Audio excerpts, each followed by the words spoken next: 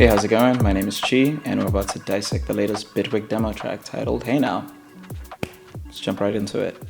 So, starting off with our kick, actually, we have created all of this in the grid, and we have actually used the recent edition of the MSEG, multi-stage envelope generator, specifically segments. Now, to dissect exactly why we did what we did, we have two pitch envelopes. The first one being the click.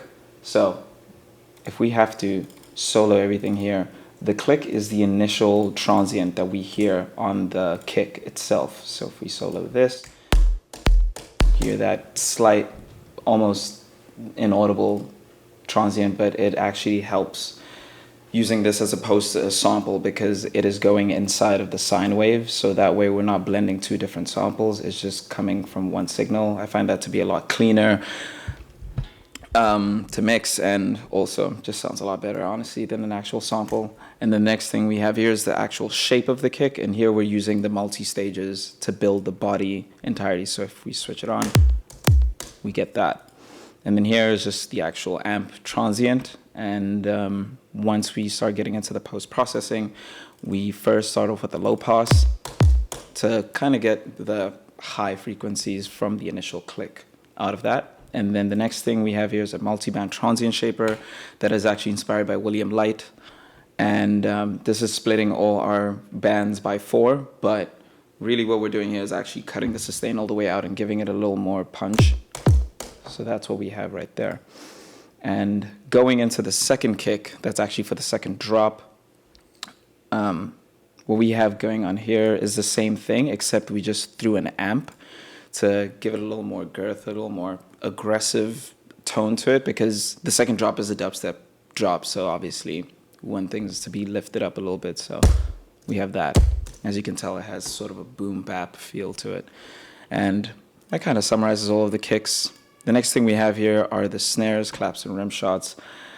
So the first thing with the rim shot actually is compiled of 3 different sine waves being FM together in a white noise. And the reasoning for that is merely because when you're creating percussive noises, having them all FM kind of gives us this timbre, this sort of like, let's actually audition this. It kind of fills the entire spectral, the spectrum, but it gives us a lot of harmonics to start chopping frequencies that we don't need. So right now it kind of sounds a little goofy. Actually, this is not supposed to be on. So as you can tell, it doesn't really sound exactly what we want it to sound, but once we start adding or start doing some subtractive EQing, we then are faced with this sound. And so now we're already 70% there. And then next thing we do is add a resonator bank, and that just boosts some of the fundamentals, helps exaggerates them and the timbre. Then we have a reverb. And later on, the reverb actually gets cut out with the transient shaper. This is just mainly for textural purposes. And the next thing we have here is just cutting out any frequencies that the reverb added. So some of the lows and mids, low mids, and a little bit of the highs. And then we have the transient shaper just to surgically cut it out. Not even surgical, it's quite drastic. And that is the rim shot. And following up the rim shot, we actually have the rim roll. And so the only difference we have here is that we have assigned the velocity of our rim shot straight to a bunch of different parameters, and that is for the sake of hit variation. So anytime we're hitting the same note, but at different velocities, we actually get different hits. So as you can see here, if we actually fold it and change the note colors to velocity, they're all different colors which represent different hits. So if we actually audition this, and this kind of helps come up with hit variation from the same sound, sharing a similar sonic palette as opposed to 4 different samples. And that's pretty much the rim roll, same as the rim shot. And then the next thing we have here is the snare, which is actually compiled of 4 different parts, that being the hit, the tone, and the noise. And so starting with the hit, also this snare is actually used for the second drop. So with no post-processing, if we start with the hit, we have that. It's a quick decay sine wave with a bit of distortion, and then After this, we have the tone, which is actually the tail of the track. We're kind of layering from left to right. And here you can actually use a sample, any sample, whether it be a vocal or any like sort of acoustic snare. It's generally used in a lot of drum and bass to have the sort of natural feel of an ordinary drum hit, but with the transient sort of attack from digital drums that you would, create. And this just has a delay. It kind of plays a little after the hit. So if you actually play it, there's that slight gap in between. You can actually see it right here too. So if we actually made it fast, you can see that. But all of that gets glued together with the white noise layer that sits on top of everything. And that's pretty much it. We have a little bit of saturation, the post-processing. What's really cool with the saturator is that you can actually configure it right here. And it works very similar to like a dynamics. So you can push the quiet and the loud levels and essentially wave shape. And if you don't really understand how any of these knobs work, you can click on the show help and it can guide you through what everything does. Very, very useful. And you can tweak it in the process. So I really like that tool. Followed up by an amplitude envelope just to kind of close things down right there. And into the mixer, we have that. And then the post-processing outside of the grid is a multiband FX3, which is very similar to like OTT. And this kind of slams our dynamics a little bit, like that, just makes it a little brighter. A bit of harsh compression, not a bit, but quite a bunch. And peak limiter, just to kind of make sure this is not clipping.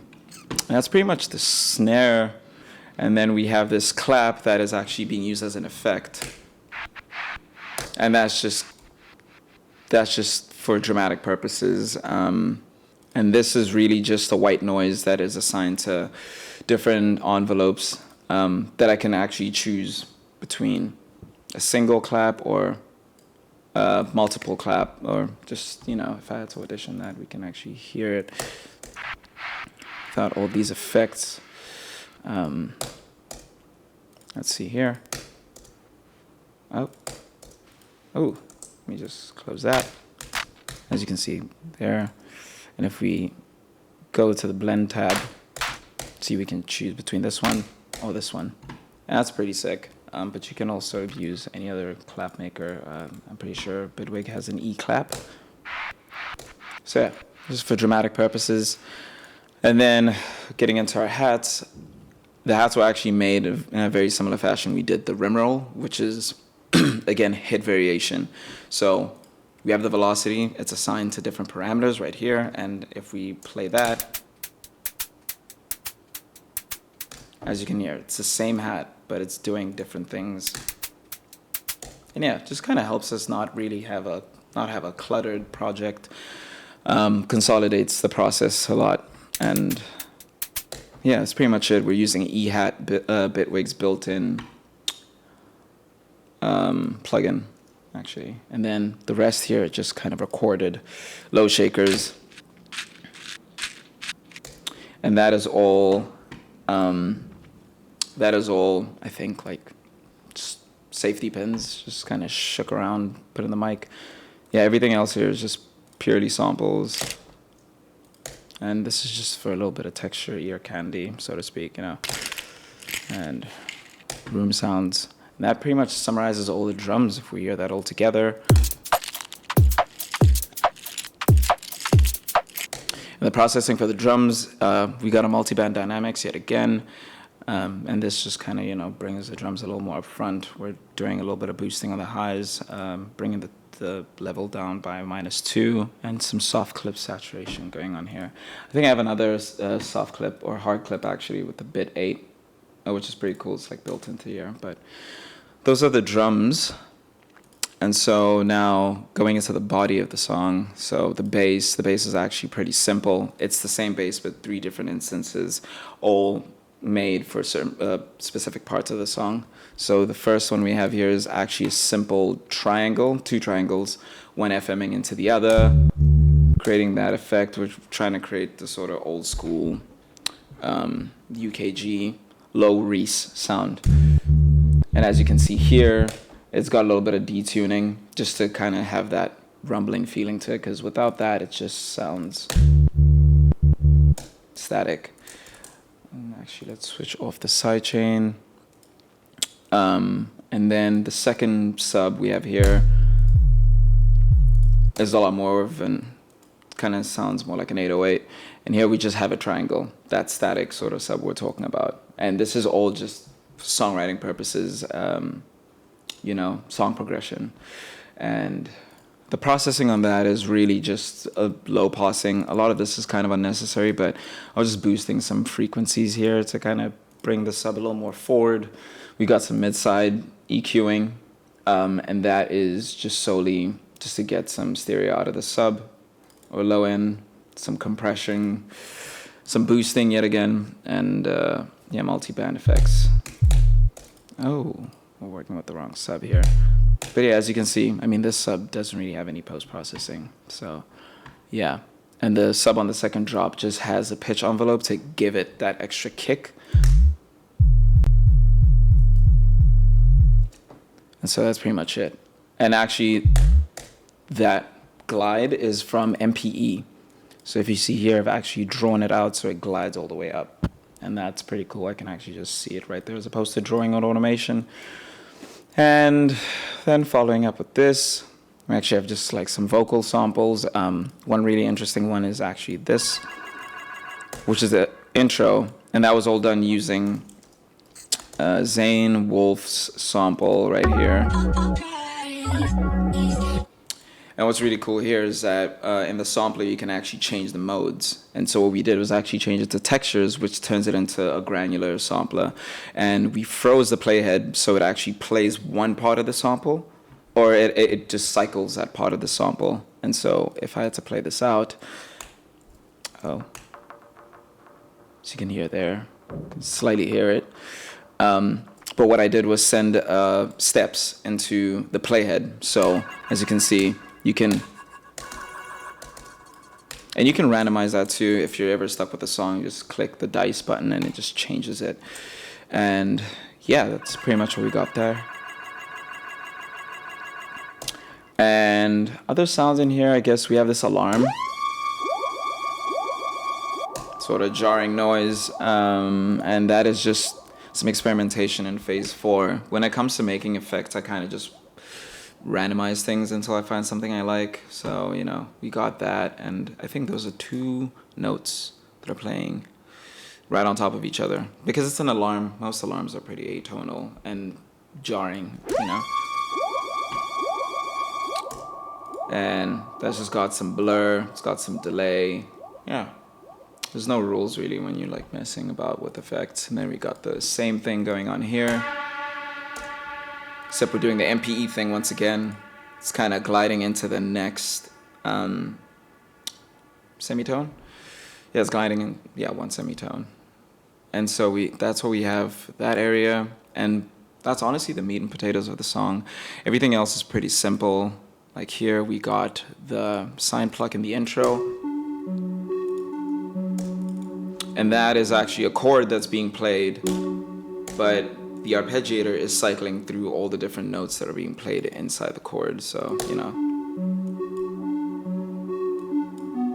And that is all sine and a triangle, just some FM work going on here, and a quick ADSR, and some reverb. Time shift is essentially just track delay, just shifts your entire channel, whatever milliseconds you designate it to. And yeah, reverb, got some delay that's set to space mode, so each delay hit is actually just sort of diffuses and creates a space. It's really cool. I like the delay plus for that feature. And then we have the sine.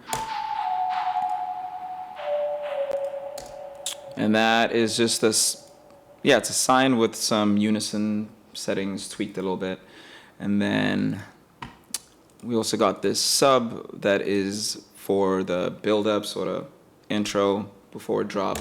And that's just to add tension. And that is just a swarm oscillator that's set to a sawtooth. and some delay and reverb, or delay set to space, so it's kind of delay reverb mashup, and some EQing going on there. And then the last two things is this dissonant pad right here, and I'm pretty sure what we have here is some MPE work where basically the notes kind of glide into each other, as you can hear.